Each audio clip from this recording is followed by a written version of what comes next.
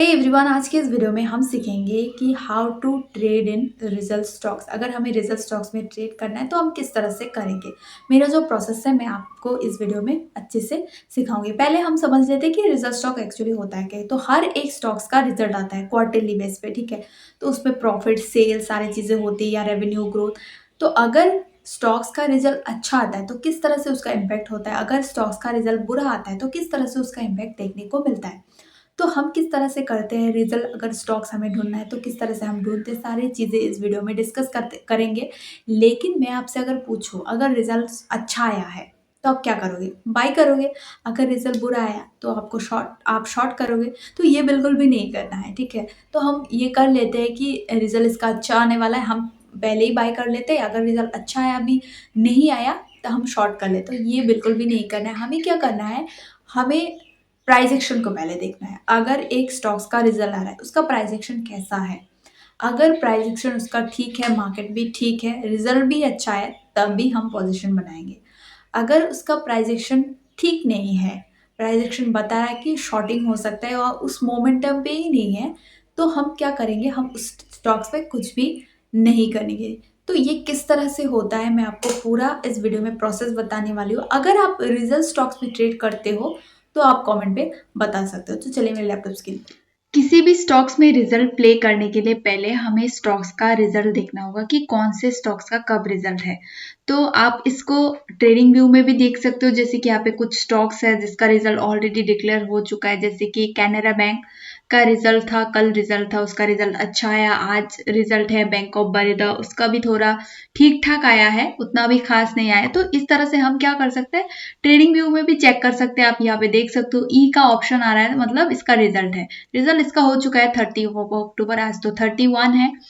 अगर हम और भी स्टॉक्स का रिजल्ट देखें, जैसे कि 1 तारीख को किस स्टॉक्स का रिजल्ट है, या 2 तारीख को, या 3 तारीख को, तो हम क्या कर सकते हैं, हम गूगल पे जाके डायरेक्टली सर्च कर सकते हैं स्टॉक्स रिजल्ट टुडे। वहां पे आपको पहला ऑप्शन ही आ जाएगा, मनी कंट्रोल का ऑप्शन आएगा, latest quarterly result, current quarter earning, annual result, ठीक है। तो आपको यहाँ पे क्लिक करना है। यहाँ पे सारे स्टॉक्स का रिजल्ट आपको देखने को मिलेगा। रिजल्ट कब कौन से स्टॉक्स का है आप यहाँ पे देख सकते हो, 31 आज है। तो आज कौन से स्टॉक्स का रिजल्ट है, आज है मारुति, बीपीसीएल, फिर भेल हो गया, बारूदा हो गया जो मैंने बोला, वेदांत हो गया, श्रीराम फाइनेंस, ये सारे स्टॉक्स के रिजल्ट आज है। गेल आ चुका है अभी फिलहाल, इस टाइम पे आ जाता है। फिर हो गए गोदरेज कंज्यूमर, फोनिक्स मिल, बालकृष्णा, पतंजलि, ये सारे स्टॉक्स का है। अगर हम और देखें, एसीसी का, Zensar tech, Lalpath lab, Jubilant pharma, RR cable, KPIL. तो यहाँ पे आप अगर नीचे स्क्रॉल करते हो तो आपको देखने को मिलेगा कि मारुति सुजुकी का ग्रोस प्रॉफिट माइनस पे आया है, भेल का ठीक ठाक आया है, मतलब प्लस प्लस है, अच्छे रिजल्ट है इसके, प्लस हम पकड़ सकते हैं। वेदांता का नेट प्रॉफिट माइनस पे है।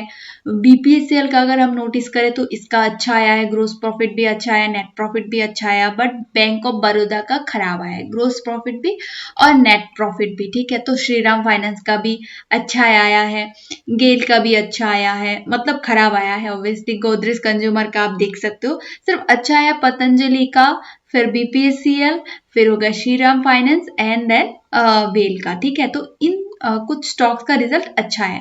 तो आप क्या कर सकते हो, आप सभी स्टॉक्स का चार्ट देख सकते हो कि ये जो स्टॉक्स है इसके चार्ट कैसे है। जैसे कि बीपीसीएल का रिजल्ट अच्छा है तो हम क्या कर सकते हैं, बीपीसीएल का चार्ट देख सकते हैं। या बारूदा का थोड़ा खराब आया है तो बारूदा का चार्ट तो अभी ठीक है, क्योंकि आज पीएसयू बैंक ने सही मूवमेंट दिया, कैन बैंक ने भी सही मूवमेंट दिया और बारूदा भी, लेकिन उसका रिजल्ट खराब आया। तो इसका इम्पैक्ट क्या देखने को मिलेगा, ये तो हमें मंडे ही देखने को मिलेगा, क्योंकि आज तो खत्म हो चुका है, मतलब आज तो फ्राइडे है। तो फ्राइडे, सैटरडे और संडे हमें वेट करना होगा, फिर हम क्या कर सकते हैं, मंडे को हम देख सकते हैं उसका इम्पैक्ट, ठीक है। तो अभी मैं आपको दिखाती हूँ कि बीपीसीएल का क्या है। उससे पहले अगर हम कैन बैंक का देखें तो कैन बैंक का रिजल्ट सही आया था। तो अगर हम कैन बैंक को नोटिस करें तो रिजल्ट से पहले उसने थोड़ा बहुत मूवमेंट दे दिया था 29 को। तो पहले से ही कभी कभी स्टॉक्स मूवमेंट देना स्टार्ट कर देता है, तो पहले से ही बाइंग स्टार्ट हो जाता है, क्योंकि आपको पता है इनसाइडर ट्रेडिंग तो हर जगह होती है। तो उसके वजह से पहले ही आपको मूवमेंट देखने को मिलेगा थोड़ा बहुत। ये मैं वीकली कैंडल मैंने लगा दिया, अभी इसने इसका जो हाई उसने ब्रेक कर दिया, अभी इसका ऑल टाइम हाई ब्रेक करने वाला है, तो ये सही से मूवमेंट दिया है। अगर हम और भी स्टॉक्स देखें जो रेड लिस्ट में मेरे हैं, वैसे तो मैं आपको अगर दिखाऊं तो बारूदा का अगर हम देखें बारूदा का अगर हम स्ट्रक्चर देखें, मतलब बैंक ऑफ बड़ौदा, मैं बार बार बारूदा बारूदा बोल रही हूँ, बैंक ऑफ बड़ौदा का अगर हम देखें तो इसका भी सही ठीक ठाक है स्ट्रक्चर, बट इसका रिजल्ट थोड़ा सा खराब आया है, तो इसका इम्पैक्ट हमें देखने को मिलेगा। ये नीचे भी खुल सकता है या ऊपर भी खुल सकता है। लेट मी चेक क्या हो सकता है। अगर हम डेली टाइम फ्रेम पे देखें तो आज का मूवमेंट अच्छा आया था, उसका ऑल टाइम हाई भी ये ब्रेक करने वाला है, 286 लेवल है। तो अभी अगर हम बीपीसीएल का चेक करें तो बीपीसीएल कुछ दिनों से अच्छे मूव कर रहे हैं, जैसे कि कुछ ऐसे इंफ्रा एनर्जी या ऑयल एंड गैस वाले कुछ स्टॉक्स बहुत सही से मूव कर रहे हैं। तो आज के दिन में थोड़ा सा इसमें रिट्रेसमेंट देखने को मिला। बस अगर हम इसका ऑल ओवर स्ट्रक्चर देखें तो इसका स्ट्रक्चर अभी ठीक ठाक है। अगर हम इसको वीकली टाइम फ्रेम पे शिफ्ट करें तो हमें देखने को मिलेगा, आप देख सकते हो ये भी ऑल टाइम हाई के लिए रेडी हो रहा है। तो इस तरह से क्या करना होगा, आपको स्टॉक्स को देखना होगा। तो क्या हो सकता है, हम कैसे प्रिडिक्ट करें, मैं आपको बता रही हूँ, ये प्रोबेबिलिटी है, हो भी सकता है नहीं भी हो सकता है, ठीक है। तो बीपीसीएल का रिजल्ट अच्छा है, मे बी ये ब्रेकआउट मतलब ये गैप अप हो सकता है, गैप अप हो सकता है, तो ये भी होता है। अगर किसी भी स्टॉक्स का रिजल्ट अच्छा आया, अगर वो गैप अप करके अच्छे से मूव कर रहा है, देन हम क्या कर सकते हैं, उसमें पोजीशन बना सकते हैं। तो कभी कभी ऐसा भी होता है रिजल्ट अच्छा है लेकिन गैप डाउन हो, थोड़ा सा गैप डाउन हो या साइडवेज ओपनिंग हो, फिर भी हम उस पर बाइंग के लिए प्लान कर सकते हैं। बड़े प्लेयर एक्टिव होते हैं तो वहां पे हमें बाइंग देखने को मिलता है, ठीक है। तो इस तरह से हम प्लान करते हैं। ऐसा नहीं कि पहले कैंडल पे आप कूद जाओ, बिल्कुल भी ऐसा नहीं करना है, क्योंकि पहले कैंडल पे आप चले जाते हो, फिर प्रॉफिट बुकिंग आता है, फिर आपको लॉस देखने को मिलता है। तो ऐसे बहुत सारे स्टॉक्स में होते हैं कि रिजल्ट अच्छा आया है, गैप अप हुआ, लेकिन पहले कैंडल पे हमें रिट्रेसमेंट देखने को मिला, मतलब ऊपर से सेलिंग प्रेशर आया, जिसकी वजह से लोग कहीं पे भी बाइंग कर देते हैं कैंडल के बीच में, तो उसमें लॉस होता है। तो ये आपको बिल्कुल नहीं करना है, थोड़ा रुकना है, देखना है, समझना है चीजों को, बाद में ही चीजें अप्लाई करनी है। तो ये मैंने आपको बीपीसीएल का दिखा दिया। और अगर मैं आपको और दिखाऊं, जैसे कि श्रीराम फाइनेंस ऑलरेडी मूव कर चुका है, बहुत सही से मूव किया। तो पतंजलि का हम देख सकते हैं कि पतंजलि का स्ट्रक्चर कैसा है, मैंने भी नहीं देखा वैसे तो पतंजलि का स्ट्रक्चर, वैसे इस सारे स्टॉक्स में तो नहीं करती हूँ मैं, ठीक है। तो अगर हम पतंजलि को देखें तो ये सब स्टॉक्स में आप क्या कर सकते हो, कैश में कर सकते हो, इसमें फ्यूचर एंड ऑप्शंस नहीं है, तो आप इसमें कैश में जा सकते हो। तो अगर हम इसको बड़े टाइम फ्रेम में मे बी इसका स्प्लिट हो सकता है या हो चुका है मे बी। अगर हम इसका वो देखें बड़े टाइम फ्रेम में, मतलब मंथली टाइम फ्रेम में, इसका स्ट्रक्चर ठीक है, ठीक है। अगर हम इसका हाई देखें तो इसका हाई कितना है, 673 इसका हाई है। अगर ये ब्रेक करता है ऑल टाइम हाई, ये ब्रेक हो जाए। अगर हम इसको वीकली टाइम फ्रेम पे देखें, स्प्लिट हो चुका है, ऑलरेडी स्प्लिट हो चुका है। कब था ये, 11 ऑफ सितंबर।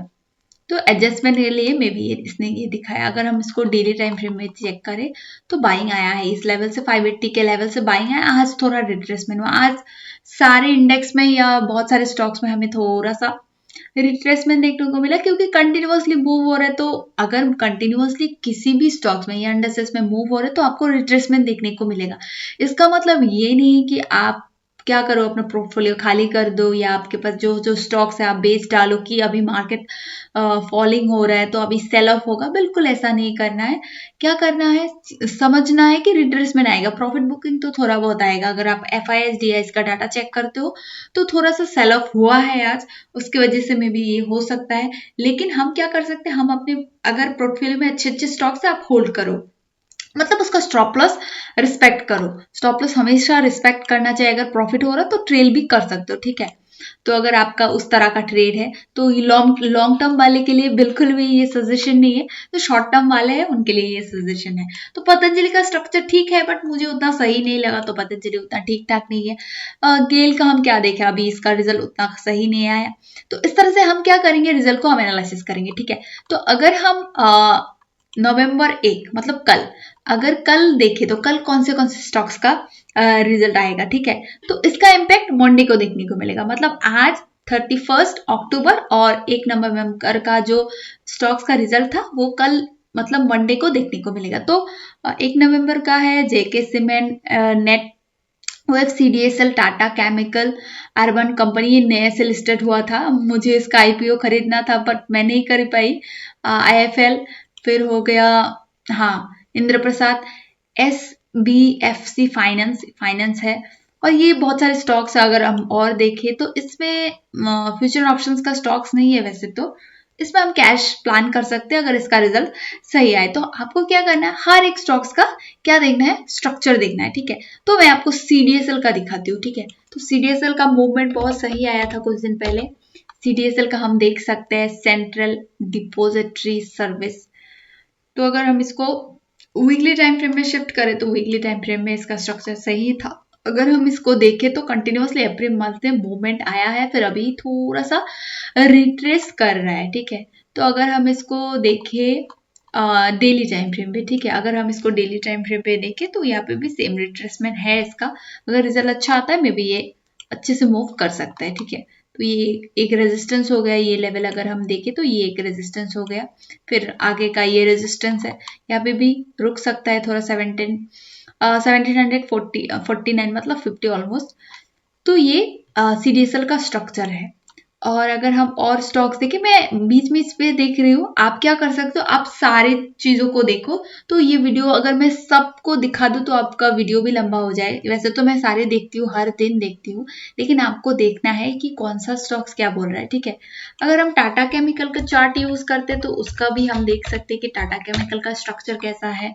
अगर उसका स्ट्रक्चर ठीक है और उसका रिजल्ट भी सही आ रहा है, प्रॉफिटेबल है, देन वी गो फॉर, ठीक है।